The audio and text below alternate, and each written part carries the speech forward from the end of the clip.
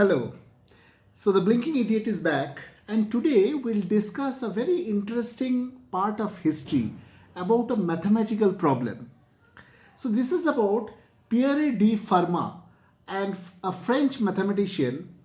He was ideally a lawyer by profession, and he pursued mathematics as a hobby. Now, the today's this one today's discussion is about a problem which is called the Fermat's last theorem. Okay, and in 1637, Fermat was contemplating or thinking about a problem in number theory, the proof of which, as in we'll come to the problem or the theorem, but he conjectured a theorem.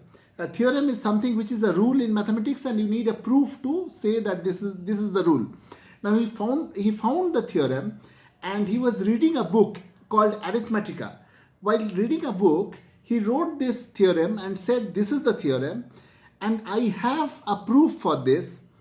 But because in the margin of this book Arithmetica he wrote this, I have the proof for this theorem, but because the margin does not have enough space to write the proof, I am not able to write it. Now 30 years beyond this, he died, and then his son published this, as in my father had conjectured this theorem. He also had the proof, but he could not write the proof. He showed this copy of Arithmetica where he had written in front on the beside the margin that I do have the proof, but because of space constraint I could not write the proof. The interesting part is this, that after his death, over 3.5 centuries, 358 years to be precise, mathematicians have strived to find the proof of this theorem and have remained unsuccessful. Just imagine today in corona scenario, somebody says, a doctor says probably, that I know a vaccine of this COVID-19 or the COVID virus, coronavirus, but because of the space or because of some constraint, I am not able to write or explain this one, the antidote, and it dies. And thereafter, as in in this context, the mathematician kept on searching for proofs but couldn't find one. So this is Fermat's last theorem. In 1995, so Fermat conjectured this theorem in 1637. 358 years, different mathematicians tried to find the proof. They were unsuccessful. 1995, a person or a mathematician by the name of Andrew U. Willis, he finally found out the proof for this.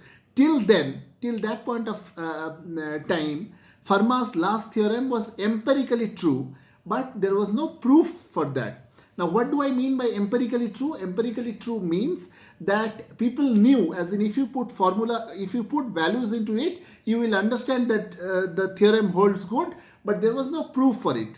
In 1995, a mathematician by the name Andrew Willis found the proof for this theorem, and he was awarded Abel Prize. Abel Prize is equivalent of a Nobel in mathematics, and lot of mathematicians have said that this is a great advancement in number theory.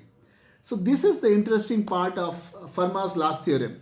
Now let me come to the mathematics part of this. So this theorem states that a to the power n plus b to the power n is equal to c to the power n has no solution for values has no solution in positive integers for value of n greater than 2. What does this mean? Now let us say if n value is 1, n value 1 means a to the power 1 is a, b to the power 1 is b, and c to the power 1 is c. So a plus b equal to c. So you add any number, you get the third number. Say for example 2 plus 3 equal to 5, 3 plus 4 equal to 7. So this means a to the power n plus b to the power n equal to c to the power n for n value 1 has infinite number of solutions, right? You can add any two numbers to get the third number. For n equal to 2, this represents the Pythagoras equation or the Pythagorean triplet, which is a square plus b square is equal to c square. A lot of us have read this in our elementary mathematics schools, as in elementary mathematics in schools. base square plus base square plus height square in a right angle triangle is equal to the hypotenuse square. This is called a Pythagoras theorem, comes from the Pythagoras theorem, and this set of numbers is called a Pythagorean triplet. So numbers like 3, 4, 5, and there are a lot of other numbers. You have infinite number of solutions for n equal to 2. So we understand that a to the power n plus b to the power n equal to c to the power n has infinite number of solutions for n equal to 1 and n equal to 2.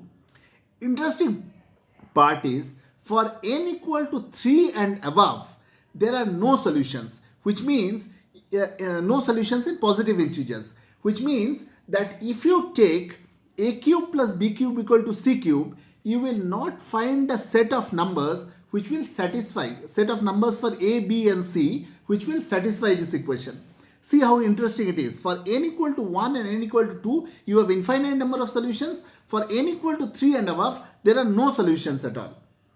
This is Fermat's last theorem, and the more interesting part of it is this theorem was written on the left side, as I was mentioning, left side, and he thought that he said that I have a proof for this, and he did not write it. After his death, it remained an unsolved problem for 358 years. In Guinness Book of World Records, this is considered one of the most difficult mathematical problems or unsolved problems in parts, because it has the largest number of unsuccessful attempts for finding a proof. So that's all about Fermat's last theorem, a bit of history and a bit of mathematics. Thank you. That's all from Blinking Idiot. Do watch my videos. If you like, do subscribe. Do subscribe to my channel and send it and share it within your social circles. Thank you.